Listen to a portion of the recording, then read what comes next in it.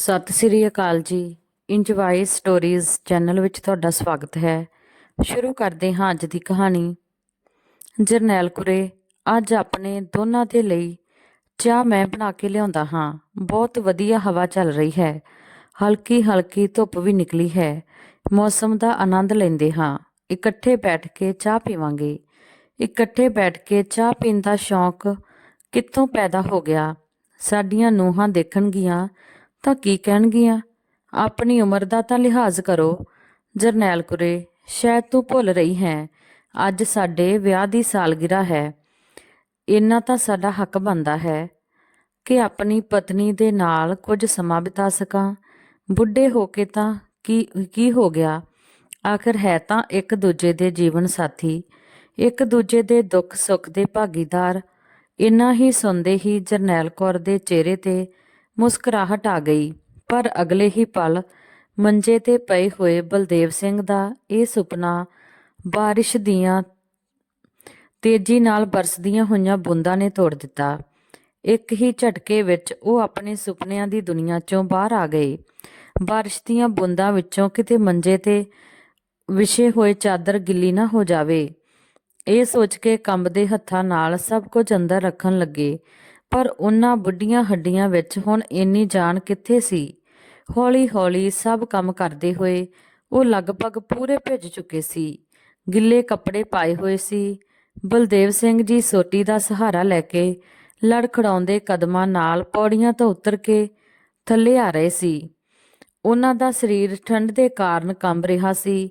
ਉਹਨਾਂ ਦੀ ਛੋਟੀ ਨੂੰਹ ਨੂੰ ਆਵਾਜ਼ ਲਗਾਉਂਦੇ ਹੋਏ ਕਿਹਾ ਕਿ ਇੱਕ ਕੱਪ ਚਾਹ ਤਾਂ ਬਣਾ ਦੇ ਪੁੱਤ, ਬਹੁਤ ਠੰਡ ਲੱਗ ਰਹੀ ਹੈ। ਪਾਪਾ, ਅਜੇ ਇਹਨਾਂ ਦੇ ਲਈ ਨਾਸ਼ਤਾ ਬਣਾ ਰਹੀ ਹਾਂ, ਥੋੜੀ ਦੇਰ ਬਾਅਦ ਬਣਾ ਦਿੰਦੀ ਹਾਂ। ਥੋੜੀ ਦੇਰ ਬਾਅਦ ਉਹਨਾਂ ਦਾ ਛੋਟਾ ਬੇਟਾ ਰਜਿੰਦਰ ਨਾਸ਼ਤਾ ਕਰਕੇ ਆਪਣੇ ਆਫਿਸ ਦੇ ਲਈ ਚਲਾ ਗਿਆ। ਕੁਰਸੀ ਤੇ ਬੈਠ ਕੇ ਬਲਦੇਵ ਸਿੰਘ ਇੰਤਜ਼ਾਰ ਕਰਨ ਲੱਗੇ ਕਿ ਨੂੰਹ ਮੇਰੇ ਲਈ ਚਾਹ ਬਣਾ ਕੇ ਲੈ ਆਵੇਗੀ। ਪਰ ਸੁਬਹ ਦੇ 10 ਵੱਜ ਗਏ ਸੀ। ਹੁਣ ਤੱਕ ਤਾਂ ਭਿੱਜੇ ਹੋਏ ਕੱਪੜੇ ਵੀ ਸੁੱਕ ਚੁੱਕੇ ਸੀ, ਪਰ ਨੂੰਹ ਕਮਰੇ ਤੋਂ ਬਾਹਰ ਹੀ ਨਹੀਂ ਆਈ। ਆਪਣੇ ਪੋਤੇ ਦੀਪੂ ਦੇ ਹੱਥ ਨੂੰਹ ਨੂੰ ਚਾਹ ਬਣਾਉਣ ਦਾ ਸੰਦੇਸ਼ ਵੀ ਭਿਜਵਾ ਦਿੱਤਾ। ਪਰ ਫਿਰ ਦੀਪੂ ਨੇ ਦੱਸਿਆ, ਦਾਦਾ ਜੀ, ਮੰਮਾ ਅਜੇ ਫੋਨ ਤੇ ਗੱਲ ਕਰ ਰਹੀ ਹੈ, ਥੋੜੀ ਦੇਰ ਵਿੱਚ ਚਾਹ ਦੇ ਦੇਵੇਗੀ। ਪਰ ਦੇਖਦੇ ਹੀ ਦੇਖਦੇ 1 ਘੰਟਾ ਬੀਤ ਗਿਆ। ਨੂੰਹ ਅਜੇ ਤੱਕ ਫੋਨ ਤੇ ਹੀ ਚੁੰਬੜੀ ਹੋਈ ਸੀ। ਆਪਣੀ ਮਾਂ ਦੇ ਨਾਲ ਗੱਲਾਂ ਕਰਨ ਦੇ ਚੱਕਰ ਵਿੱਚ ਨੂੰਹ ਰੋਜ਼ ਚਾਹ ਨੂੰ ਦੇਰ ਕਰ ਦਿੰਦੀ ਹੈ। ਉਹ ਇਕੱਲੇ ਵਿੱਚ ਬੜਬੜਾਉਣ ਲੱਗੇ। ਅਜੇ 1 ਸਾਲ ਪਹਿਲਾਂ ਦੀ ਹੀ ਤਾਂ ਗੱਲ ਹੈ। ਵਿਆਹ ਦੀ 35ਵੀਂ ਸਾਲਗਿਰਾ ਤੇ ਬਲਦੇਵ ਜੀ ਤੇ ਉਹਨਾਂ ਦੀ ਪਤਨੀ ਜਰਨੈਲ ਕੌਰ ਇੱਕ ਦੂਜੇ ਦੇ ਨਾਲ ਬਿਤਾਏ ਹੋਏ ਸਮੇਂ ਦੇ ਲਈ ਰੱਬ ਨੂੰ ਸ਼ੁਕਰੀਆ ਅਦਾ ਕਰ ਰਹੇ ਸੀ ਤੇ ਆਪਣੇ ਆਪ ਨੂੰ ਭਾਗਾਂ ਵਾਲਾ ਮਹਿਸੂਸ ਕਰ ਰਹੇ ਸੀ। ਫਿਰ ਰੱਬ ਨੇ ਉਹਨਾਂ ਨੂੰ ਭਰਿਆ ਪੂਰਾ ਪਰਿਵਾਰ ਦਿੱਤਾ, ਪਰ ਸ਼ਾਇਦ ਉਹਨਾਂ ਦੀਆਂ ਖੁਸ਼ੀਆਂ ਨੂੰ ਖੁਦ ਦੀ ਹੀ ਨਜ਼ਰ ਲੱਗ ਗਈ। ਕੁਝ ਹੀ ਦਿਨਾਂ ਬਾਅਦ ਜਰਨੈਲ ਕੌਰ ਨੂੰ ਡੇਂਗੂ ਦੀ ਬਿਮਾਰੀ ਹੋ ਗਈ ਤੇ ਉਸ ਬਿਮਾਰੀ ਨੇ ਉਹਨਾਂ ਦੀ ਜਾਨ ਲੈ ਲਈ। ਤੂੰ ਕਿੱਥੇ ਚਲੀ ਗਈ ਜਰਨੈਲ ਕੁਰੇ? ਮੈਨੂੰ ਇਸ ਦੁਨੀਆ ਵਿੱਚ ਇਕੱਲਾ ਛੱਡ ਕੇ? ਸੋਚਦੇ ਹੋਏ ਉਹ ਰੋਣ ਹੱਕੇ ਹੋ ਗਏ। ਅੱਧਾ ਘੰਟਾ ਹੋਰ ਬੀਤਣ ਤੋਂ ਬਾਅਦ ਨੂੰ ਕੱਪ ਵਿੱਚ ਚਾਹ ਭਰ ਕੇ ਆਪਣੇ ਸਹੁਰੇ ਦੇ ਅੱਗੇ ਰੱਖ ਦਿੰਦੀ ਹੈ। ਪਹਿਲਾਂ ਘੁੱਟ ਪੀਂਦੇ ਹੀ ਦਿਲ 'ਚੋਂ ਆਵਾਜ਼ ਆਈ, ਫਿਰ ਤੋਂ ਉਹੀ ਉਬਲਿਆ ਹੋਇਆ ਪਾਣੀ। ਕਿੰਨੀ ਵਾਰ ਬਹੂ ਨੂੰ ਕਿਹਾ ਹੈ ਕਿ ਇਸ ਵਿੱਚ ਅਦਰਕ ਜਾਂ ਇਲਾਇਚੀ ਪਾ ਦਿਆ ਕਰੇ, ਹੋਰ ਜ਼ਿਆਦਾ ਕੁਝ ਨਹੀਂ ਤਾਂ ਤੁਲਸੀ ਦੇ 2 ਪੱਤੇ ਹੀ ਪਾ ਦਿੰਦੀ ਤਾਂ ਮੇਰੇ ਮਨ ਨੂੰ ਸ਼ਾਂਤੀ ਮਿਲ ਜਾਂਦੀ। ਪਰ ਬਹੂ ਨੇ ਤਾਂ ਜਿਵੇਂ ਧਾਰ ਰੱਖਿਆ ਸੀ ਕਿ ਕਦੇ ਮੇਰੀ ਪਸੰਦ ਦੀ ਚਾਹ ਮੈਨੂੰ ਬਣਾ ਕੇ ਦੇਵੇਗੀ ਹੀ ਨਹੀਂ। ਇਹ ਵੀ ਕੋਈ ਚਾਹ ਹੋਈ ਭਲਾ? ਉਬਲਿਆ ਹੋਇਆ ਪਾਣੀ ਹੋਇਆ ਤੇ ਇੰਨੀ ਸਾਰੀ ਖੰਡ ਤੇ ਪੱਤੀ ਦੁੱਧ ਦੇ ਨਾਮ ਤੇ 1 ਘੁੱਟ। ਕਿੰਨੀ ਵਾਰ ਕਿਹਾ ਹੈ ਕਿ ਮੈਂ ਸ਼ੂਗਰ ਦਾ ਮਰੀਜ਼ ਹਾਂ ਤਾਂ ਮਿੱਠਾ ਥੋੜਾ ਜਿਹਾ ਘੱਟ ਪਾਇਆ ਕਰ। ਨੂੰ ਸਵੇਰ ਦਾ ਨਾਸ਼ਤਾ ਦੇਰੀ ਨਾਲ ਦਿੰਦੀ ਹੈ ਤਾਂ ਕਮ ਸੇ ਕਮ ਚਾਹ ਦੇ ਨਾਲ ਬਿਸਕੁਟ ਜਾਂ 2 ਬ੍ਰੈਡ ਹੀ ਦੇ ਦਿੰਦੀ, ਪੇਟ ਨੂੰ ਵੀ ਥੋੜੀ ਸੰਤੁਸ਼ਟੀ ਮਿਲ ਜਾਂਦੀ। ਪਰ ਇੱਥੇ ਤਾਂ ਸੋਚਦੇ ਸੋਚਦੇ ਹੀ ਬਲਦੇਵ ਜੀ ਦੀਆਂ ਅੱਖਾਂ ਵਿੱਚੋਂ ਹੰਝੂ ਵਹਿਣ ਲੱਗੇ। ਉਹ ਚਾਹ ਦੇ ਨਾਲ ਨਾਲ ਹੰਝੂ ਵੀ ਪੀ ਗਏ ਤੇ ਮਨ ਮਸੋਸ ਕੇ ਰਹਿ ਗਏ। ਸੋਚਣ ਲੱਗੇ, ਨੂੰਹ ਨੂੰ ਕਹਿਣ ਦਾ ਵੀ ਕੀ ਫਾਇਦਾ? ਜਵਾਬ ਦਾ ਤਾਂ ਪਤਾ ਹੈ ਕਿਹੋ ਜਿਹਾ ਵੀ ਬਣ ਰਿਹਾ ਹੈ।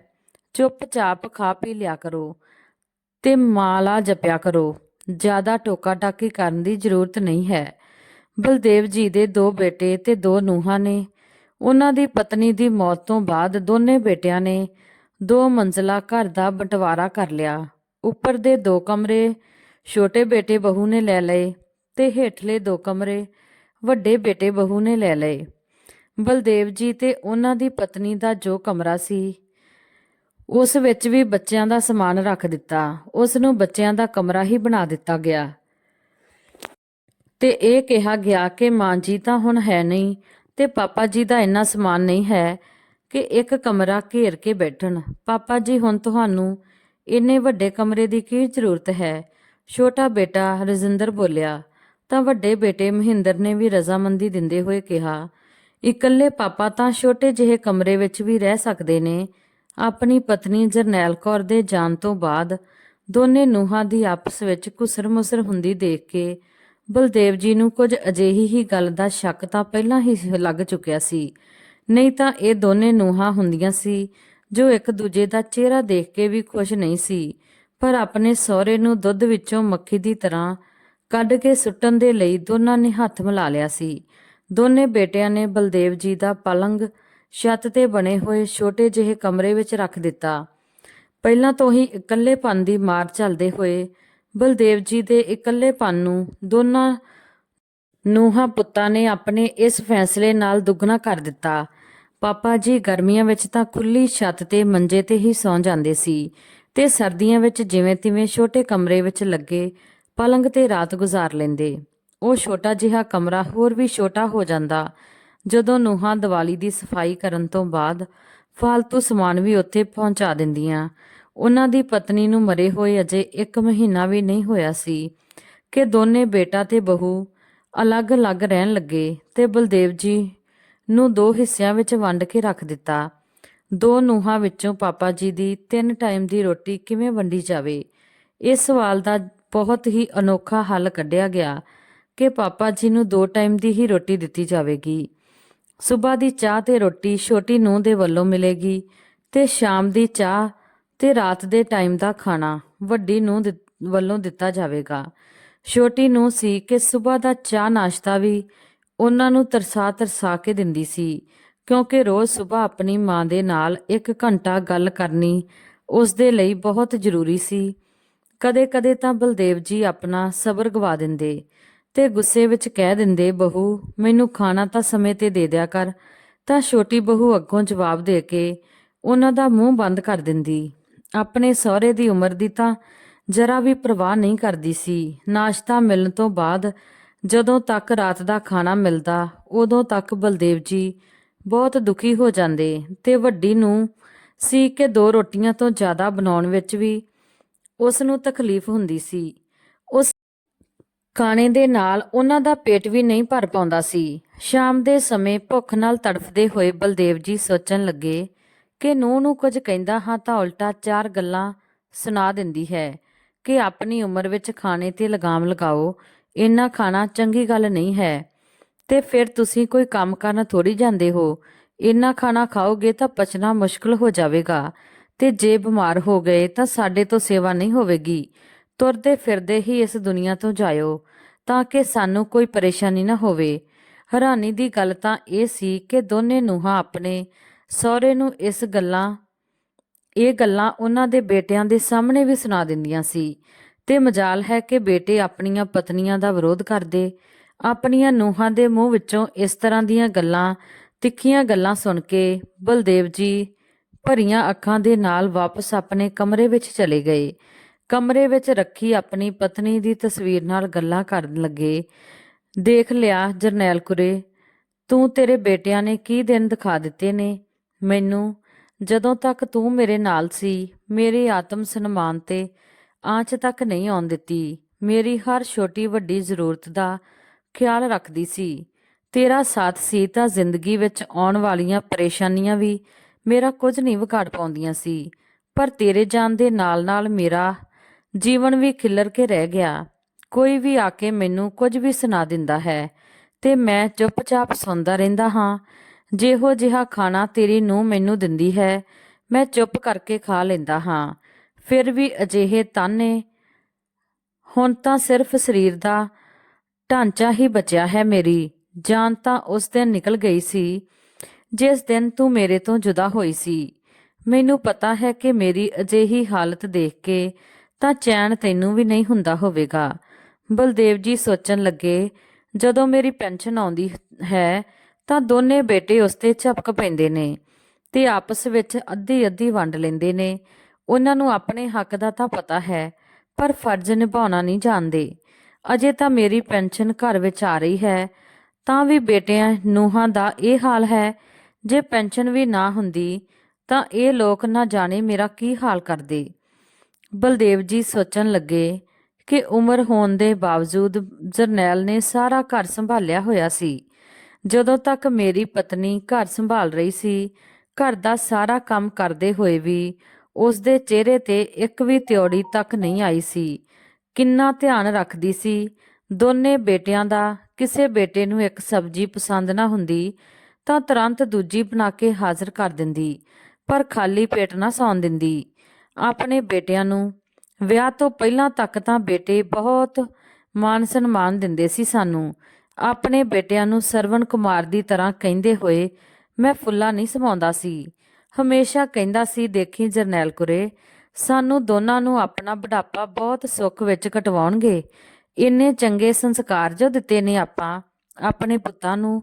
ਆਪਣੇ ਭਵਿੱਖ ਦੇ ਬਾਰੇ ਵਿੱਚ ਸੁਨਹਿਰੇ ਸੁਪਨੇ ਸਜਾਉਂਦੇ ਥੱਕਦੇ ਨਹੀਂ ਸੀ ਅਸੀਂ ਦੋਨੇ ਪਤੀ ਪਤਨੀ। ਉਸ ਤੋਂ ਬਾਅਦ ਦੋਨੇ ਬੇਟਿਆਂ ਦੇ ਵਿਆਹ ਹੋ ਗਏ। ਨੂੰਹਾਂ ਤਾਂ ਬੜੀਆਂ ਤੇਜ਼ ਤਰਾਰ ਸੀ, ਪਰ ਆਪਣੀ ਸੱਸ ਦਾ ਪੂਰਾ ਮਾਣ ਕਰਦੀਆਂ ਸੀ, ਜਾਂ ਇਸ ਤਰ੍ਹਾਂ ਕਹੀਏ ਕਿ ਇੱਜ਼ਤ ਦੇਣ ਦਾ ਢੋਂਗ ਕਰਦੀਆਂ ਸੀ, ਕਿਉਂਕਿ ਉਹਨਾਂ ਦੀ ਸੱਸ ਨੇ ਪੂਰਾ ਘਰ ਸੰਭਾਲ ਕੇ ਜੋ ਰੱਖਿਆ ਸੀ। ਅੱਧੇ ਤੋਂ ਜ਼ਿਆਦਾ ਕੰਮ ਤਾਂ ਕਰਿਆ ਕਰਾਇਆ ਮਿਲਦਾ ਸੀ, ਪਰ ਫਿਰ ਵੀ ਪੂਰਾ ਪਰਿਵਾਰ ਖੁਸ਼ਹਾਲ ਸੀ। ਫਿਰ ਅਚਾਨਕ ਇੱਕ ਦਿਨ ਡੇਂਗੂ ਦੇ ਬੁਖਾਰ ਨੇ ਉਸ ਨੂੰ ਪੂਰੀ ਤਰ੍ਹਾਂ ਜਕੜ ਲਿਆ। ਅੱਜ ਵੀ ਉਹ ਰਾਤ ਯਾਦ ਹੈ ਉਹਨਾਂ ਨੂੰ, ਜਦੋਂ ਜਰਨੈਲ ਜੀ 104 ਡਿਗਰੀ ਬੁਖਾਰ ਵਿੱਚ ਤਪ ਰਹੀ ਸੀ। ਦਰਦ ਦੇ ਕਾਰਨ ਸਿਰ ਫਟਿਆ ਜਾ ਰਿਹਾ ਸੀ। ਉਹਨਾਂ ਦਾ ਕਿੰਨਾ ਹੀ ਕਿਹਾ ਸੀ ਉਹਨਾਂ ਨੇ ਆਪਣੇ ਦੋਨੇ ਬੇਟਿਆਂ ਨੂੰ ਕਿ ਆਪਣੀ ਮਾਂ ਦੇ ਲਈ ਬੁਖਾਰ ਦੀ ਦਵਾਈ ਲਿਆ ਦੇਣ, ਪਰ ਦੋਨੇ ਹੀ ਬੇਟਿਆਂ ਨੇ ਇਹੀ ਕਹਿ ਕੇ ਟਾਲ ਦਿੱਤਾ ਕਿ ਅਜੇ ਕੋਈ ਦੁਕਾਨ ਖੁੱਲੀ ਨਹੀਂ ਹੋਵੇਗੀ। ਪਰ ਸਰਕਾਰੀ ਡਿਸਪੈਂਸਰੀ ਤਾਂ ਦਿਨ ਰਾਤ ਖੁੱਲੀ ਰਹਿੰਦੀ ਹੈ ਨਾ। ਇਸ ਗੱਲ ਦਾ ਵੀ ਉਹਨਾਂ ਤੇ ਕੋਈ ਅਸਰ ਨਾ ਹੋਇਆ। ਸ਼ਾਇਦ ਨੀਂਦ ਉਹਨਾਂ ਨੂੰ ਆਪਣੀ ਮਾਂ ਤੋਂ ਜ਼ਿਆਦਾ ਪਿਆਰੀ ਸੀ। ਸੁਬਾਹ ਜਾ ਕੇ ਲਿਆ ਦੇਣਗੇ, ਤੁਸੀਂ ਵੀ ਸੌਂ ਜਾਓ ਤੇ ਸਾਨੂੰ ਵੀ ਸੌਣ ਦਿਓ, ਕਹਿ ਕੇ ਦੋਨੇ ਬੇਟੇ ਵਾਪਸ ਸੌਂ ਗਏ। ਅੱਧੀ ਰਾਤ ਨੂੰ ਪੈਦਲ ਚੱਲ ਕੇ ਮੈਂ ਜਰਨੈਲ ਦੇ ਲਈ ਦਵਾਈ ਲੈ ਕੇ ਆਇਆ, ਪਰ ਜਦੋਂ ਤੱਕ ਘਰੇ ਆ ਕੇ ਦੇਖਿਆ ਉਦੋਂ ਤੱਕ ਬਹੁਤ ਦੇਰ ਹੋ ਚੁੱਕੀ ਸੀ। ਜਰਨੈਲ ਤਾਂ ਮੇਰਾ ਇੰਤਜ਼ਾਰ ਕਰਦੇ ਕਰਦੇ ਇਸ ਦੁਨੀਆ ਤੋਂ ਹੀ ਵਿਦਾ ਹੋ ਗਈ। ਉਸ ਤੇ ਜਾਣ ਤੋਂ ਬਾਅਦ ਤਾਂ ਜਿਵੇਂ ਮੈਂ ਲਵਾਰਸ ਹੀ ਹੋ ਗਿਆ। ਹਾਂ, ਇਹ ਲੋਕ ਇੰਨਾ ਵੀ ਨਹੀਂ ਸੋਚਦੇ ਕਿ ਜਦੋਂ ਤੱਕ ਜਿਉਂ ਰਿਹਾ ਹਾਂ 2 ਰੋਟੀਆਂ ਤਾਂ ਖਾਊਂਗਾ ਹੀ ਨਾ। ਕਿਉਂ ਮੇਰੀਆਂ 2 ਰੋਟੀਆਂ ਵੀ ਇਹਨਾਂ ਨੂੰ ਅੱਜ ਜ਼ਿਆਦਾ ਲੱਗ ਰਹੀਆਂ ਨੇ। ਆਪਣੀ ਪਤਨੀ ਦੀ ਤਸਵੀਰ ਦੇ ਨਾਲ ਗੱਲਾਂ ਕਰਦੇ ਕਰਦੇ ਬਲਦੇਵ ਜੀ ਦੀ ਕਦੋਂ ਅੱਖ ਲੱਗ ਗਈ ਉਹਨਾਂ ਨੂੰ ਪਤਾ ਹੀ ਨਾ ਲੱਗਿਆ। ਆਪਣੇ ਇਕੱਲੇਪਨ ਨੂੰ ਦੂਰ ਕਰਨ ਦੇ ਲਈ ਬਲਦੇਵ ਜੀ ਸਵੇਰ ਤੇ ਸ਼ਾਮ ਦੇ ਸਮੇਂ ਪਾਰਕ ਵਿੱਚ ਜਾ ਬੈਠਦੇ। ਉੱਥੇ ਹਮ ਉਮਰ ਲੋਕਾਂ ਦੇ ਨਾਲ ਬੈਠ ਕੇ ਉਹਨਾਂ ਨਾਲ ਥੋੜਾ ਦਿਲ ਵੀ ਬਹਿਲ ਜਾਂਦਾ। ਇੱਕ ਦਿਨ ਉਹ ਤੇ ਉਹਨਾਂ ਦੇ ਦੋਸਤ ਜਦੋਂ ਪਾਰਕ ਵਿੱਚ ਬੈਠੇ ਹੋਏ ਸੀ ਤਾਂ ਗੁਰਨਾਮ ਜੀ ਬੋਲੇ, ਅੱਜ ਬਹੂ ਫਲੀਆਂ ਦੀ ਸਬਜ਼ੀ ਬਣਾ ਰਹੀ ਹੈ। ਕੀ ਦੱਸਾਂ, ਫਲੀਆਂ ਦੀ ਸਬਜ਼ੀ ਤਾਂ ਇੰਨੀ ਸਵਾਦ ਬਣਦੀ ਹੈ ਕਿ ਦਿਲ ਨਹੀਂ ਭਰਦਾ, ਪੇਟ ਬੇਸ਼ੱਕ ਭਰ ਜਾਵੇ। ਗੁਰਨਾਮ ਜੀ ਨੇ ਜਿਵੇਂ ਹੀ ਫਲੀਆਂ ਦੀ ਸਬਜ਼ੀ ਦਾ ਜ਼ਿਕਰ ਕੀਤਾ ਤਾਂ ਬਲਦੇਵ ਜੀ ਦੀਆਂ ਅੱਖਾਂ ਵਿੱਚ ਚਮਕ ਆ ਗਈ। ਫਲੀਆਂ ਦੀ ਸਬਜ਼ੀ ਤਾਂ ਮੇਰੀ ਪਤਨੀ ਜਰਨੈਲ ਵੀ ਬਹੁਤ ਵਧੀਆ ਬਣਾਉਂਦੀ ਸੀ। ਮੇਰੀ ਪਤਨੀ ਦੇ ਨਾਲ ਨਾਲ ਜ਼ਿੰਦਗੀ ਦੇ ਸਾਰੇ ਸਵਾਦ ਵੀ ਚਲੇ ਗਏ। ਹੁਣ ਤਾਂ ਨੂੰਹਾਂ ਨੂੰ ਬਣਾਉਣ ਨੂੰ ਕਹਿੰਦਾ ਹਾਂ ਤਾਂ ਕਹਿੰਦੇ ਕਹਿੰਦੇ ਉਹਨਾਂ ਦੀਆਂ ਅੱਖਾਂ ਹੰਝੂਆਂ ਨਾਲ ਭਰ ਗਈਆਂ। ਫਿਰ ਆਪਣੇ ਦਿਲ ਵਿੱਚ ਸਮੇਟ ਕੇ ਗੱਲ ਨੂੰ ਸੰਭਾਲਣ ਦਾ ਯਤਨ ਕਰਦੇ ਹੋਏ ਕਹਿਣ ਲੱਗੇ, ਵੈਸੇ ਖਾਣਾ ਤਾਂ ਛੋਟੀ ਨੂੰਹ ਵੀ ਚੰਗਾ ਬਣਾਉਂਦੀ ਹੈ। ਇਸ ਤੇ ਗੁਰਨਾਮ ਜੀ ਬੋਲੇ, ਬਲਦੇਵ ਸਿੰਘ, ਅੱਜ ਤੂੰ ਮੇਰੇ ਨਾਲ ਮੇਰੇ ਘਰ ਚੱਲ, ਆਪਾਂ ਇਕੱਠੇ ਖਾਣਾ ਖਾਵਾਂਗੇ। ਬਹੁਤ ਮਨਾ ਕਰਨ ਉੱਤੇ ਵੀ ਗੁਰਨਾਮ ਜੀ ਨਹੀਂ ਮੰਨੇ ਤੇ ਜਿੱਦ ਕਰਕੇ ਬਲਦੇਵ ਜੀ ਨੂੰ ਖਾਣਾ ਖਵਾਉਣ ਦੇ ਲਈ ਆਪਣੇ ਘਰੇ ਲੈ ਗਏ। ਖਾਣਾ ਖਾ ਕੇ ਬਲਦੇਵ ਜੀ ਦੇ ਦਿਲ ਨੂੰ ਬਹੁਤ ਸੰਤੁਸ਼ਟੀ ਮਿਲੀ, ਪਰ 1-2 ਦਿਨ ਹੀ ਉਹ ਬਾਅਦ ਵਿੱਚ ਉਹਨਾਂ ਦੀ ਵੱਡੀ ਨੂੰਹ ਬਲਦੇਵ ਜੀ ਦੇ ਕਮਰੇ ਵਿੱਚੋਂ ਬਾਹਰ ਆ ਕੇ ਚੀਖਣ ਲੱਗੀ, ਪਾਪਾ ਤੁਸੀਂ ਤਾਂ ਸਾਡੀ ਇੱਜ਼ਤ ਦੀਆਂ ਧੱਜੀਆਂ ਉਡਾ ਕੇ ਰੱਖ ਦਿੱਤੀਆਂ। ਸ਼ਰਮ ਨਹੀਂ ਆਈ ਤੁਹਾਨੂੰ ਇਹੋ ਜਿਹੇ ਕਾਂਡ ਕਰਦੇ ਹੋਇਆਂ ਨੂੰ? ਆਪਣੀ ਨਹੀਂ ਤਾਂ ਕਮ ਸੇ ਕਮ ਆਪਣੇ ਪੁੱਤਾਂ ਦੀ ਹੀ ਇੱਜ਼ਤ ਦਾ ਖਿਆਲ ਕਰ ਲਿਆ ਕਰੋ। ਮੁਹੱਲੇ ਵਿੱਚ ਨੱਕ ਵਢਾ ਕੇ ਰੱਖ ਦਿੱਤਾ ਤੁਸੀਂ ਤਾਂ ਸਾਡਾ।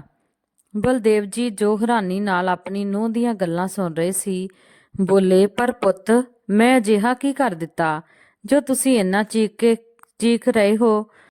ਅੱਛਾ, ਬੋਲ ਤਾਂ ਇਸ ਤਰ੍ਹਾਂ ਰਹੇ ਹੋ ਜਿਵੇਂ ਤੁਹਾਨੂੰ ਪਤਾ ਹੀ ਨਹੀਂ ਹੈ ਕਿ ਤੁਸੀਂ ਕੀ ਕੀਤਾ ਹੈ। ਅਜੇ ਹੁਣੇ-ਹੁਣੇ ਕੰਮ ਵਾਲੀ ਦੱਸ ਕੇ ਗਈ ਹੈ ਕਿ ਤੁਸੀਂ ਆਪਣੇ ਦੋਸਤ ਦੇ ਘਰੇ ਖਾਣਾ ਖਾਂਦੇ ਸੀ। ਵੱਡੀ ਨੂੰਹ ਨੇ ਕਿਹਾ ਤਾਂ ਉਸ ਤੇ ਸੁਰ ਨਾਲ ਸੁਰ ਮਿਲਾਉਂਦੀ ਹੋਈ ਛੋਟੀ ਬਹੂ ਵੀ ਬੋਲੀ, ਕੀ ਅਸੀਂ ਤੁਹਾਨੂੰ ਖਾਣਾ ਨਹੀਂ ਦਿੰਦੀਆਂ? ਜੋ ਗਵਾਂਢੀਆਂ ਦੇ ਘਰਾਂ ਵਿੱਚ ਮੂੰਹ ਮਾਰ ਰਹੇ ਸੀ। ਦੁਨੀਆ ਕੀ ਸੋਚੇਗੀ ਕਿ ਨੂੰਹ ਪੁੱਤ ਮਿਲ ਕੇ ਇਹਨਾਂ ਨੂੰ 2 ਸਮੇਂ ਦੀ ਰੋਟੀ ਵੀ ਨਹੀਂ ਖਵਾ ਸਕਦੇ। ਦੋਨੇ ਨੂੰਹਾਂ ਦੀਆਂ ਖਰੀਆਂ ਖੋਟੀਆਂ ਗੱਲਾਂ ਸੁਣ ਕੇ ਬਲਦੇਵ ਜੀ ਦਾ ਕਾਲਜਾ ਮੂੰਹ ਨੂੰ ਆਉਣ ਲੱਗਿਆ। ਉਹਨਾਂ ਨੂੰ ਖੁਦ ਨੂੰ ਵੀ ਲੱਗਣ ਲੱਗਿਆ ਕਿ ਸ਼ਾਇਦ ਉਹਨਾਂ ਨੇ ਬਹੁਤ ਵੱਡਾ ਗੁਨਾਹ ਕਰ ਦਿੱਤਾ ਹੈ। ਅਪਰਾਧ ਦੀ ਭਾਵਨਾ ਦੇ ਕਾਰਨ ਉਹ ਕੁਝ ਬੋਲ ਨਾ ਸਕੇ ਤੇ ਦੁਖੀ ਦਿਲ ਦੇ ਨਾਲ ਵਾਪਸ ਆਪਣੇ ਪਲੰਗ ਤੇ ਜਾ ਕੇ ਬੈਠ ਗਏ। ਫਿਰ ਅਗਲੇ ਹੀ ਪਲ ਸੋਚਣ ਲੱਗੇ ਕਿ ਜੇ ਮੈਨੂੰ ਮੇਰੇ ਘਰ ਵਿੱਚ ਪੇਟ ਭਰ ਕੇ ਖਾਣਾ ਮਿਲਦਾ ਤਾਂ ਮੈਂ ਕਿਸੇ ਹੋਰ ਦੇ ਘਰ ਵਿੱਚ ਖਾਣਾ ਖਾਣ ਕਿਉਂ ਜਾਂਦਾ? ਜੇ ਮੈਂ ਗੁਰਨਾਮ ਦੇ ਘਰ ਵਿੱਚ ਇੱਕ ਦਿਨ ਖਾਣਾ ਖਾਧਾ ਹੈ ਤਾਂ ਇਸ ਗੱਲ ਦਾ ਕਸੂਰਵਾਰ ਮੈਂ ਕਿਵੇਂ ਹੋਇਆ? ਮੈਂ ਵੀ ਕਦੋਂ ਤੱਕ ਭੁੱਖਾ ਰਹਾ? ਆਖਿਰ ਦਿਲ ਤਾਂ ਮੇਰਾ ਵੀ ਕਰਦਾ ਹੈ ਪੇਟ ਭਰ ਕੇ ਖਾਣਾ ਖਾਣ ਦਾ। ਅਗਲੇ ਦਿਨ ਸੁਬਾ ਬਲਦੇਵ ਜੀ ਜਦੋਂ ਪੌੜੀਆਂ ਤੋਂ ਥੱਲੇ ਉਤਰ ਰਹੇ ਸੀ ਤਾਂ ਉਹਨਾਂ ਨੂੰ ਸਵਾਦਿਸ਼ਟ ਖਾਣੇ ਦੀ ਮਹਿਕ ਆਉਣ ਲੱਗੀ। ਦੇਖਿਆ ਤਾਂ ਦੋਨੇ ਨੂੰਹਾਂ ਰਸੋਈ ਵਿੱਚ ਇਕੱਠੀਆਂ ਖਾਣਾ ਬਣਾ ਰਹੀਆਂ ਸੀ। ਫਿਰ ਉਹਨਾਂ ਨੂੰ ਯਾਦ ਆਇਆ, ਅੱਜ ਤਾਂ ਜਰਨੈਲ ਕੌਰ ਦੀ ਬਰਸੀ ਹੈ। ਅੱਜ ਦੇ ਦਿਨ ਹੀ ਤਾਂ ਜਰਨੈਲ ਕੌਰ ਸਾਨੂੰ ਹਮੇਸ਼ਾ ਦੇ ਲਈ ਛੱਡ ਕੇ ਚਲੀ ਗਈ ਸੀ। ਅੱਜ ਜਰਨੈਲ ਦੀ ਪਸੰਦ ਦਾ ਸਾਰਾ ਖਾਣਾ ਤਿਆਰ ਕੀਤਾ ਜਾ ਰਿਹਾ ਸੀ। ਬੈਂਗਣ ਦੀ ਸਬਜ਼ੀ, ਪੂਰੀਆਂ, ਖੀਰ ਬਣਾਈ ਜਾ ਰਹੀ ਸੀ। ਦਹੀਂ ਭੱਲੇ ਤੇ ਦਾਲ ਦੀ ਕਚੌਰੀ ਵੀ ਬਣਾਈ ਗਈ ਤੇ ਜ਼ੋਰ ਸ਼ੋਰ ਨਾਲ ਸਾਰੀ ਤਿਆਰੀ ਕੀਤੀ ਜਾ ਰਹੀ ਸੀ। ਰਿਸ਼ਤੇਦਾਰਾਂ ਤੇ ਆਂਢ ਗੁਆਂਢ ਵਾਲਿਆਂ ਨੂੰ ਵੀ ਬੁਲਾਇਆ ਗਿਆ। ਬਹੂ, ਮੇਰੇ ਲਈ 1 ਕੱਪ ਚਾਹ ਤਾਂ ਬਣਾ ਦੇ। ਬਲਦੇਵ ਜੀ ਨੇ ਛੋਟੀ ਨੂੰਹ ਨੂੰ ਆਵਾਜ਼ ਮਾਰੀ। ਕੁਝ ਦੇਰ ਰੁਕ ਜਾਓ ਪਾਪਾ, ਅਜੇ ਬਹੁਤ ਕੰਮ ਨੇ, ਕਹਿ ਕੇ ਛੋਟੀ ਨੂੰਹ ਨੇ ਉਹਨਾਂ ਨੂੰ ਟਾਲ ਦਿੱਤਾ। ਬਲਦੇਵ ਜੀ ਕੁਰਸੀ ਤੇ ਬੈਠ ਕੇ ਆਪਣੀ ਚਾਹ ਦਾ ਇੰਤਜ਼ਾਰ ਕਰਨ ਲੱਗੇ। 2 ਘੰਟੇ ਬੀਤ ਗਏ ਪਰ ਨੂੰਹ ਨੇ ਉਹਨਾਂ ਨੂੰ ਚਾਹ ਤੱਕ ਨਹੀਂ ਦਿੱਤੀ। ਭੁੱਖ ਨਾਲ ਪਰੇਸ਼ਾਨ ਹੋ ਕੇ ਉਹਨਾਂ ਨੇ ਵੱਡੀ ਨੂੰਹ ਨੂੰ ਆਵਾਜ਼ ਮਾਰੀ, ਪੁੱਤ ਮੇਰੇ ਲਈ 2 ਰੋਟੀਆਂ ਹੀ ਬਣਾ ਦੇ, ਬਹੁਤ ਜ਼ਿਆਦਾ ਭੁੱਖ ਲੱਗੀ ਹੈ। ਇਹ ਸੁਣ ਕੇ ਵੱਡੀ ਨੂੰਹ ਤਾਂ ਜਿਵੇਂ ਤਿਆਰ ਬੈਠੀ ਸੀ ਉਹਨਾਂ ਨੂੰ ਗੱਲਾਂ ਸੁਣਾਉਣ ਨੂੰ। ਪਾਪਾ, ਅਜਿਹੀ ਵੀ ਕੀ ਅੱਗ ਲੱਗੀ ਹੈ ਪੇਟ ਵਿੱਚ ਜੋ ਕੁਝ ਸਮੇਂ ਰੁਕ ਨਹੀਂ ਸਕਦੇ? ਦੇਖਤਾ ਰਹੇ ਹੋ ਨਾ ਕਿੰਨਾ ਕੰਮ ਹੈ ਸਾਡੇ ਕੋਲ। ਹੁਣ ਇੱਕ ਹੀ ਵਾਰੀ ਖਾਣਾ ਖਾਇਓ। ਇਹਨਾਂ ਤਾਂ ਸੋਚੋ ਕਿ ਪੰਡਿਤ ਜੀ ਨੂੰ ਖਵਾਉਣ ਤੋਂ ਪਹਿਲਾਂ ਤੁਸੀਂ ਖਾਣਾ ਕਿਵੇਂ ਖਾ ਸਕਦੇ ਹੋ। ਤਾਂ ਫਿਰ 1 ਕੱਪ ਚਾਹ ਹੀ ਦੇ ਦਿਓ, ਕੁਝ ਤਾਂ ਸ਼ਾਂਤੀ ਮਿਲੇ। ਬਲਦੇਵ ਜੀ ਦੀ ਇਹ ਗੱਲ ਸੁਣ ਕੇ ਵੱਡਾ ਬੇਟਾ, ਜੋ ਉੱਥੇ ਹੀ ਪੰਡਿਤ ਜੀ ਦੇ ਲਈ ਬੈਠਣ ਦੇ ਲਈ ਤਿਆਰੀਆਂ ਕਰ ਰਿਹਾ ਸੀ, ਗੁੱਸੇ ਵਿੱਚ ਬੋਲਿਆ, ਪਾਪਾ ਤੁਹਾਨੂੰ ਸਮਝ ਨਹੀਂ ਆਉਂਦਾ ਕਿ ਪਹਿਲਾਂ ਪੰਡਿਤ ਜੀ ਨੂੰ ਖਾਣਾ ਦਿੱਤਾ ਜਾਵੇਗਾ, ਉਸ ਤੋਂ ਬਾਅਦ ਕੋਈ ਹੋਰ ਖਾਵੇਗਾ। ਪਰ ਬੇਟਾ, ਅਜੇ ਤਾਂ ਦੋਨੇ ਨੂੰਹਾਂ ਨੇ ਆਪਣੇ ਬੱਚਿਆਂ ਨੂੰ ਖਾਣਾ ਖਵਾਇਆ ਹੈ ਤੇ ਫਿਰ ਮੈਂ ਤਾਂ ਸਿਰਫ ਚਾਹ ਹੀ ਮੰਗ ਰਿਹਾ ਹਾਂ। ਇਸ ਤੇ ਛੋਟਾ ਬੇਟਾ, ਜੋ ਆਪਣੀ ਮਾਂ ਦੀ ਫੋਟੋ ਤੇ ਪਾਈ ਹੋਈ ਫੁੱਲਾਂ ਦੀ ਮਾਲਾ ਨੂੰ ਠੀਕ ਕਰ ਰਿਹਾ ਸੀ, ਕਹਿਣ ਲੱਗਾ, ਪਾਪਾ ਜੇ ਬੱਚਿਆਂ ਨੇ ਖਾਣਾ ਖਾ ਵੀ ਲਿਆ ਤਾਂ ਕੀ ਹੋਇਆ? ਤੁਸੀਂ ਹਰ ਸਮੇਂ ਸ਼ਿਕਾਇਤਾਂ ਕਿਉਂ ਕਰਦੇ ਰਹਿੰਦੇ ਹੋ? ਬੇਇੱਜ਼ਤੀ ਮਹਿਸੂਸ ਕਰਕੇ ਬਲਦੇਵ ਜੀ ਚੁੱਪਚਾਪ ਆਪਣੀ ਕੁਰਸੀ ਤੇ ਬੈਠੇ ਰਹੇ। ਕੁਝ ਦੇਰ ਬਾਅਦ ਸਾਰੇ 11 ਪੰਡਿਤ ਖਾਣਾ ਖਾ ਕੇ ਚਲੇ ਗਏ ਤੇ ਸਾਰੇ ਮਹਿਮਾਨ ਵੀ ਆਉਣ ਲੱਗੇ ਸੀ, ਪਰ ਬਲਦੇਵ ਜੀ ਨੂੰ ਅਜੇ ਤੱਕ ਕਿਸੇ ਨੇ ਖਾਣਾ ਨਹੀਂ ਦਿੱਤਾ ਸੀ।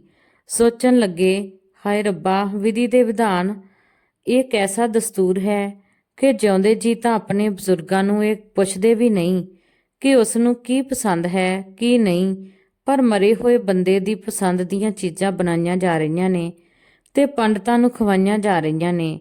ਮਨ ਹੀ ਮਨ ਸੋਚਣ ਲੱਗੇ ਕਿ ਕਾਸ਼ ਇਨਸਾਨ ਆਪਣੇ ਬਜ਼ੁਰਗਾਂ ਦੇ ਜਿਉਂਦੇ ਜੀ ਸੇਵਾ ਕਰ ਸਕੇ। ਅੱਜ ਉਹਨਾਂ ਦੀਆਂ ਅੱਖਾਂ ਵਿੱਚੋਂ ਹੰਝੂ ਰੁਕ ਨਹੀਂ ਰਹੇ ਸੀ। ਉਦੋਂ ਹੀ ਛੋਟੇ ਬੇਟੇ ਨੇ ਆਵਾਜ਼ ਦਿੱਤੀ ਤੇ ਉਹਨਾਂ ਦੇ ਹੱਥ ਵਿੱਚ ਖਾਣੇ ਦੀ ਥਾਲੀ ਫੜਾਉਂਦੇ ਹੋਏ ਕਿਹਾ, ਲਓ ਖਾਣਾ ਖਾ ਲਓ। ਖਾਣਾ ਜਿਵੇਂ ਹੀ ਬਲਦੇਵ ਜੀ ਨੇ ਖਾਣੇ ਦੀ ਪਹਿਲੀ ਬੁਰਕੀ ਮੂੰਹ ਵਿੱਚ ਪਾਉਣ ਲੱਗੇ ਤਾਂ ਬੇਟੇ ਨੇ ਉਹਨਾਂ ਦੀਆਂ ਅੱਖਾਂ ਵਿੱਚ ਹੰਝੂ ਦੇਖੇ ਤੇ ਕਹਿਣ ਲੱਗੇ, ਪਾਪਾ ਇੱਥੇ ਸਾਰੇ ਮਹਿਮਾਨ ਆਏ ਹੋਏ ਨੇ, ਤੁਸੀਂ ਇੱਥੇ ਬੈਠੇ ਸਾਰਿਆਂ ਦੇ ਸਾਹਮਣੇ ਹੰਝੂ ਵਹਾ ਕੇ ਤਮਾਸ਼ਾ ਕਿਉਂ ਕਰ ਰਹੇ ਹੋ? ਜੇ ਇਹ ਸਭ ਕਰਨਾ ਹੈ ਤਾਂ ਆਪਣੇ ਕਮਰੇ ਵਿੱਚ ਜਾ ਕੇ ਬੈਠੋ। ਸਾਰਿਆਂ ਦੇ ਸਾਹਮਣੇ ਸਾਡਾ ਨੱਕ ਵਢਾਉਣ ਦੀ ਕੋਈ ਜ਼ਰੂਰਤ ਨਹੀਂ ਹੈ। ਬਲਦੇਵ ਜੀ ਦੇ ਸਬਰ ਦਾ ਬੰਨ੍ਹ ਟੁੱਟ ਗਿਆ। ਅਚਾਨਕ ਹੀ ਪੇਟ ਦੀ ਭੁੱਖ ਗਾਇਬ ਹੋ ਗਈ ਤੇ ਆਪਣੇ ਬੇਟੇ ਦੇ ਹੱਥ ਵਿੱਚ ਵਾਪਸ ਥਾਲੀ ਫੜਾਉਂਦੇ ਹੋਏ ਜ਼ੋਰ ਨਾਲ ਬੋਲੇ, ਨਹੀਂ ਚਾਹੀਦੀ ਮੈਨੂੰ ਇਹ ਬੇਇੱਜ਼ਤੀ ਨਾਲ ਭਰਿਆ ਹੋਇਆ ਖਾਣਾ। ਕਾਸ਼ ਮੈਂ ਆਪਣੀ ਪਤਨੀ ਦੇ ਨਾਲ ਹੀ ਚਲਾ ਜਾਂਦਾ ਤਾਂ ਚੰਗਾ ਹੁੰਦਾ। ਅਜਿਹੀ ਜ਼ਿੱਲਤ ਭਰੀ ਜ਼ਿੰਦਗੀ ਵੀ ਕੋਈ ਜ਼ਿੰਦਗੀ ਹੈ? ਬਲਦੇਵ ਜੀ ਦੀਆਂ ਗੱਲਾਂ ਸੁਣ ਕੇ ਦੋਨੇ ਬੇਟੇ ਤੇ ਨੂੰਹਾਂ ਉਹਨਾਂ ਨੂੰ ਗੁੱਸੇ ਨਾਲ ਦੇਖ ਰਹੇ ਸੀ, ਪਰ ਅੱਜ ਬਾਪੂ ਜੀ ਡਰ ਕੇ ਬੈਠਣ ਵਾਲੇ ਨਹੀਂ ਸੀ। ਉਹਨਾਂ ਨੇ ਕਹਿਣਾ ਸ਼ੁਰੂ ਕੀਤਾ, ਦੋ ਬੇਟੇ ਤੇ ਦੋ ਨੂੰਹਾਂ ਹੋਣ ਦੇ ਬਾਵਜੂਦ ਵੀ ਮੈਨੂੰ ਪੇਟ ਭਰ ਕੇ ਖਾਣਾ ਨਹੀਂ ਖਵਾ ਸਕਦੇ, ਤੇ ਜੇ ਇੱਕ ਦੋ ਦਿਨ ਮੈਂ ਆਪਣੇ ਦੋਸਤ ਦੇ ਘਰੇ ਖਾਣਾ ਖਾ ਲਿਆ ਤਾਂ ਉਸ ਨਾਲ ਵੀ ਤੁਹਾਡਾ ਨੱਕ ਵੱਢਿਆ ਗਿਆ। ਇਸ ਤੇ ਵੀ ਜੋ ਜਲੀਆਂ ਕੱਟੀਆਂ ਗੱਲਾਂ ਤੁਹਾਡੀਆਂ ਘਰਵਾਲੀਆਂ ਨੇ ਮੈਨੂੰ ਸੁਣਾਈਆਂ ਹੈ, ਉਹ ਅਜੇ ਤੱਕ ਮੇਰੇ ਦਿਲ ਵਿੱਚ ਤੀਰ ਦੀ ਤਰ੍ਹਾਂ ਚੁੱਭ ਰਹੀਆਂ ਨੇ ਤੇ ਮੇਰਾ ਯਕੀਨ ਮੰਨ ਬੇਟੇ, ਉਸ ਦਿਨ ਵਾਕਈ ਮੈਂ ਭੁੱਖ ਨਾਲ ਮਰਿਆ ਜਾ ਰਿਹਾ ਸੀ। ਇਹ ਸੁਣ ਕੇ ਬੇਟਿਆਂ ਨੂੰ ਇੱਕਦਮ ਝਟਕਾ ਲੱਗਿਆ ਕਿ ਉਹਨਾਂ ਦੇ ਹੁੰਦੇ ਹੋਏ ਉਹਨਾਂ ਦੇ ਪਾਪਾ ਗਵਾਂਢੀਆਂ ਦੇ ਘਰੋਂ ਖਾਣਾ ਖਾ ਰਹੇ ਨੇ। ਨੂੰਹਾਂ ਦੇ ਵੱਲ ਦੇਖਦੇ ਹੋਏ ਬਲਦੇਵ ਜੀ ਬੋਲੇ, ਕਦੇ ਅੱਜ ਤੱਕ ਤੁਸੀਂ ਮੇਰੀ ਪਸੰਦ ਦੀ ਸਬਜ਼ੀ ਬਣਾ ਕੇ ਖਵਾਈ ਹੈ ਮੈਨੂੰ? ਬੇਟਾ ਮੇਰਾ ਸਰੀਰ ਜ਼ਰੂਰ ਬੁੱਢਾ ਹੋਇਆ ਹੈ, ਪਰ ਮਨ ਨਹੀਂ। ਅੱਜ ਵੀ ਖਾਣ ਪੀਣ ਨੂੰ ਤਰਸਦਾ ਹਾਂ ਮੈਂ। ਤੂੰ ਆਪਣੇ ਬੱਚਿਆਂ ਦੀਆਂ ਇੱਛਾਵਾਂ ਤਾਂ ਪੂਰੀਆਂ ਕਰਨੀਆਂ ਜਾਣਦਾ ਹੈ, ਉਹਨਾਂ ਦੇ ਪਸੰਦ ਦਾ ਖਾਣਾ ਉਹਨਾਂ ਨੂੰ ਖਵਾਉਣਾ ਜਾਣਦੇ ਹੋ, ਪਰ ਮੇਰੀਆਂ ਇੱਛਾਵਾਂ ਦਾ ਕੀ? ਬੇਸਵਾਦ ਖਾਣਾ ਵੀ ਇਸ ਤਰ੍ਹਾਂ ਫੜਾਉਂਦੀਆਂ ਜਿਵੇਂ ਮੇਰੇ ਤੇ ਕੋਈ ਬਹੁਤ ਵੱਡਾ ਅਹਿਸਾਨ ਕਰ ਰਹੀਆਂ ਹੋਣ। ਸੁਬਾਹ ਉੱਠ ਕੇ 10 ਵਾਰ ਚਾਹ ਮੰਗਦਾ ਹਾਂ, ਫਿਰ ਜਾ ਕੇ ਕਿਤੇ ਚਾਹ ਮਿਲਦੀ ਹੈ ਮੈਨੂੰ, ਤੇ ਉਹ ਵੀ ਉਬਲੇ ਹੋਏ ਪਾਣੀ ਵਰਗੀ। ਸਵਾਦ ਆਉਂਦਾ ਹੈ ਤਾਂ 3 ਟਾਈਮ ਦੀ ਰੋਟੀ ਤਾਂ ਹਰ ਇੱਕ ਇਨਸਾਨ ਦੀ ਜ਼ਰੂਰਤ ਹੁੰਦੀ ਹੈ, ਪਰ ਤੁਸੀਂ ਮੈਨੂੰ ਤਾਂ 2 ਟਾਈਮ ਦੀ ਹੀ ਰੋਟੀ ਦਿੰਦੇ ਹੋ। 3 ਟਾਈਮ ਦਾ ਖਾਣਾ 2 ਟਾਈਮ ਵਿੱਚ ਬਦਲ ਦਿੱਤਾ ਗਿਆ ਤਾਂ ਕਿ ਤੁਹਾਨੂੰ ਸਹੂਲਤ ਹੋ ਸਕੇ। ਜਿੰਨਾ ਖਾਣਾ ਤੁਸੀਂ ਮੈਨੂੰ ਦਿੰਦੇ ਹੋ ਉਸ ਵਿੱਚ ਮੈਂ ਵੀ ਭੁੱਖਾ ਰਹਿ ਜਾਵਾਂ ਤਾਂ ਮੈਂ ਕਿਵੇਂ ਜੀਵਾਂਗਾ? ਤੁਹਾਡੀ ਜਾਣਕਾਰੀ ਦੇ ਲਈ ਦੱਸ ਦਿੰਦਾ ਹਾਂ ਕਿ ਬੇਟਾ, ਮੈਂ ਆਪਣੀ ਪੂਰੀ ਪੈਨਸ਼ਨ ਇਸ ਘਰ ਵਿੱਚ ਦਿੰਦਾ ਹਾਂ, ਕੋਈ ਮੁਫਤ ਦੀਆਂ ਰੋਟੀਆਂ ਨਹੀਂ ਤੋੜ ਰਿਹਾ। ਤੇ ਇਸ ਦੇ ਬਾਵਜੂਦ ਇੰਨੀ ਅਪਮਾਨ, ਇੰਨੀ ਬੇਇੱਜ਼ਤੀ। ਆਪਣੀ ਮਾਂ ਦੀ ਬਰਸੀ ਤਾਂ ਤੂੰ ਅੱਜ ਖੂਬ ਮਨਾਈ, ਪਰ ਮੇਰੀ ਇੱਕ ਇੱਛਾ ਹੈ ਤੇ ਮੈਂ ਚਾਹੁੰਦਾ ਹਾਂ ਕਿ ਤੂੰ ਮੇਰੀ ਇਸ ਇੱਛਾ ਦਾ ਮਾਣ ਰੱਖ। ਮੇਰੇ ਮਰਨ ਤੋਂ ਬਾਅਦ ਮੇਰੀ ਬਰਸੀ ਮਨਾਉਣ ਦੀ ਜਾਂ ਮੇਰਾ ਸਰਾਧ ਕਰਨ ਦੀ ਕੋਈ ਜ਼ਰੂਰਤ ਨਹੀਂ ਹੈ। ਇੰਨਾ ਕਹਿੰਦੇ ਹੋਏ ਉਹਨਾਂ ਦੀਆਂ ਅੱਖਾਂ ਵਿੱਚੋਂ ਹੰਝੂ ਵਹਿਣ ਲੱਗੇ। ਇਸ ਤੋਂ ਬਾਅਦ ਉਹ ਕੁਝ ਨਾ ਬੋਲ ਸਕੇ। ਬਲਦੇਵ ਜੀ ਦੇ ਮੂੰਹ ਵਿੱਚੋਂ ਇਹ ਸਭ ਗੱਲਾਂ ਸੁਣ ਕੇ ਦੋਨੇ ਬੇਟੇ ਤੇ ਨੂੰਹਾਂ ਦੀਆਂ ਅੱਖਾਂ ਸ਼ਰਮ ਨਾਲ ਝੁਕ ਗਈਆਂ। ਗੁਰਨਾਮ ਜੀ, ਜੋ ਬਲਦੇਵ ਜੀ ਦੀਆਂ ਭਾਵਨਾਵਾਂ ਨੂੰ ਚੰਗੀ ਤਰ੍ਹਾਂ ਸਮਝਦੇ ਸੀ, ਉਹਨਾਂ ਨੇ ਵੱਡੇ ਬੇਟੇ ਦੇ ਮੋਢੇ ਤੇ ਹੱਥ ਰੱਖ ਕੇ ਕਿਹਾ, ਬੇਟਾ, ਇਹ ਗੱਲ ਤਾਂ ਤੁਸੀਂ ਨਹੀਂ ਸਮਝਦੇ ਕਿ ਜਿਉਂਦੇ ਜੀ ਮਾਂ ਪਿਓ ਨੂੰ ਚੰਗਾ ਖਾਣਾ ਖਵਾਈਏ। ਜੇ ਜਿਉਂਦੇ ਬੰਦੇ ਨੂੰ ਖਵਾ ਕੇ ਸੰਤੁਸ਼ਟ ਨਹੀਂ ਕੀਤਾ ਤਾਂ ਮਰਨ ਤੋਂ ਬਾਅਦ ਉਹਨਾਂ ਦੀ ਬਰਸੀ ਤੇ ਉਹਨਾਂ ਦਾ ਮਨਪਸੰਦ ਖਾਣਾ ਬ੍ਰਾਹਮਣਾਂ ਨੂੰ ਖਵਾਉਣ ਦਾ ਕੀ ਫਾਇਦਾ? ਇਨਸਾਨ ਦੇ ਮਰਨ ਤੋਂ ਬਾਅਦ ਪੁੰਨ ਪਰ ਬ੍ਰਾਹਮਣਾਂ ਨੂੰ ਖਾਣਾ ਖਵਾਉਣ ਦਾ ਮਹੱਤਵ ਉਦੋਂ ਹੈ ਜਦੋਂ ਜਿਉਂਦੇ ਜੀ ਤੁਸੀਂ ਆਪਣੇ ਬਜ਼ੁਰਗਾਂ ਦੀ ਆਤਮਾ ਨੂੰ ਖੁਸ਼ ਰੱਖ ਸਕੋ। ਬੇਟਾ ਇੱਕ ਹੋਵੇ ਜਾਂ ਦੋ ਹੋਣ, ਆਖਿਰ ਫਰਜ਼ ਤਾਂ ਉਹਨਾਂ ਦਾ ਬਣਦਾ ਹੈ ਕਿ ਆਪਣੇ ਮਾਤਾ ਪਿਤਾ ਦੇ ਖਾਣੇ ਪੀਣੇ ਦਾ ਪੂਰਾ ਧਿਆਨ ਰੱਖਣ। ਤੇ ਆਪਣੇ ਵੱਡੇ ਬਜ਼ੁਰਗਾਂ ਦੀਆਂ ਇਹ ਗੱਲਾਂ ਬਲਦੇਵ ਜੀ ਦੇ ਦੋਨੇ ਬੇਟਿਆਂ ਦੇ ਦਿਲ ਨੂੰ ਝੰਜੋੜ ਰਹੀਆਂ ਸੀ। ਉਹਨਾਂ ਦੇ ਚਿਹਰੇ ਤੇ ਸ਼ਰਮਿੰਦਗੀ ਦੇ ਭਾਵ ਸੀ ਤੇ ਅੱਖਾਂ ਵਿੱਚ ਪਛਤਾਵੇ ਦੇ ਹੰਝੂ। ਆਪਣੇ ਦੁਆਰਾ ਕੀਤੇ ਗਏ ਵਰਤਾਅ ਦੇ ਬਾਰੇ ਵਿੱਚ ਸੋਚ ਕੇ ਉਹ ਸ਼ਰਮ ਨਾਲ ਧਰਤੀ ਵਿੱਚ ਗੱਡੇ ਜਾ ਰਹੇ ਸੀ। ਇਸ ਤੋਂ ਵੀ ਜ਼ਿਆਦਾ ਇਹ ਗੱਲ ਉਹਨਾਂ ਨੂੰ ਖਾਈ ਜਾ ਰਹੀ ਸੀ ਕਿ ਉਹਨਾਂ ਦੀ ਲਾਪਰਵਾਹੀ ਦੇ ਕਾਰਨ ਪਾਪਾ ਨੂੰ ਆਪਣੇ ਦੋਸਤ ਦੇ ਘਰੇ ਜਾ ਕੇ ਖਾਣਾ ਖਾਣਾ ਪੈ ਰਿਹਾ ਹੈ।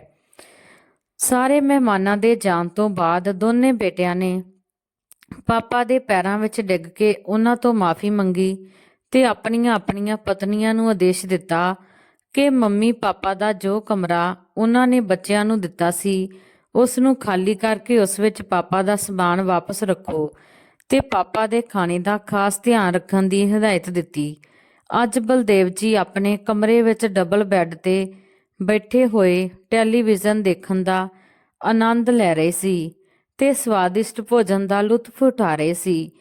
ਕਿਸੇ ਨੇ ਕੀ ਖੂਬ ਕਿਹਾ ਹੈ ਕਿ ਸਾਰੀ ਜ਼ਿੰਦਗੀ ਘੁੰਮ ਲਈ ਜੰਨਤ ਦੀ ਤਲਾਸ਼ ਵਿੱਚ, ਤਲਾਸ਼ ਤੁਰੰਤ ਖਤਮ ਹੋ ਜਾਂਦੀ ਹੈ ਜੇ 2 ਪਲ ਬੈਠ ਜਾਂਦੇ ਆਪਣੇ ਮਾਂ ਪਿਓ ਦੇ ਕੋਲ।